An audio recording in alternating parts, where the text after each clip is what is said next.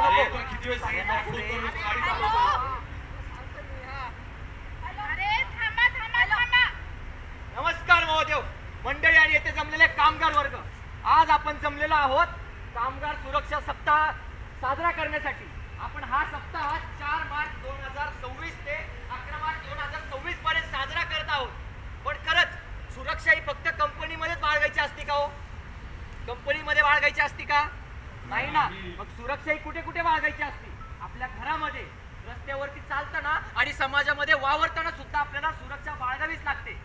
पण खरंच आपण प्रामाणिकपणे ती सुरक्षा पाळतो का हो? नाही ना. तर आपण ती सुरक्षा कशी पाळावी याच्यासाठी आपण काहीतरी करायलाच हवं. तर हे पहा, चालताना आपण आहे ना मोबाईल पर्यंत सहजपणे बोलत राहतो आणि हे असे अपघात घडतात.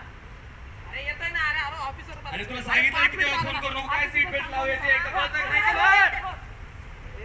दादा, दादा दादा उठा. लागले तर नाही ना तुम्हाला? हळू चालायचं ना जरा. पाहिलं का मंडळी, कामाला उशीर झाला म्हणून आपण सहजपणे घरातनं बाहेर पडतो. घाई गडबडीत गाडीची चावी लावतो आणि निघतो. मग त्या घाई गडबडीत आपण आपलं हेल्मेट घातलाय का? सीट बेल्ट लावलाय का? याचा कधी विचार केलाय?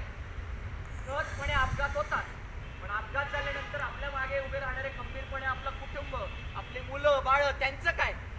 आणि आपल्या सोबत काम करणारे कामगार वर्ग त्यांचं काय? आपण तर सहजपणे अपघातामध्ये निघून जाऊ, पण आपल्या मागे खंबीरपणे उभे राहणारे पालक, आपले कुटुंब, मित्रवर्ग त्यांचं कसं होणार आहे? त्याचा विचार आपण काहीच करत नाही. म्हणून सुरक्षा ही आपली जबाबदारी आहे आणि आपण आपली जबाबदारी पाळलीच पाहिजे. आणि सुरक्षेची सुरुवात ही आपल्या घरापासूनच केली पाहिजे. ड्रिंक अँड ड्राईव्ह जीवावर बेतते. मोबाईलचा वापर तर अपघाताला आमंत्रण.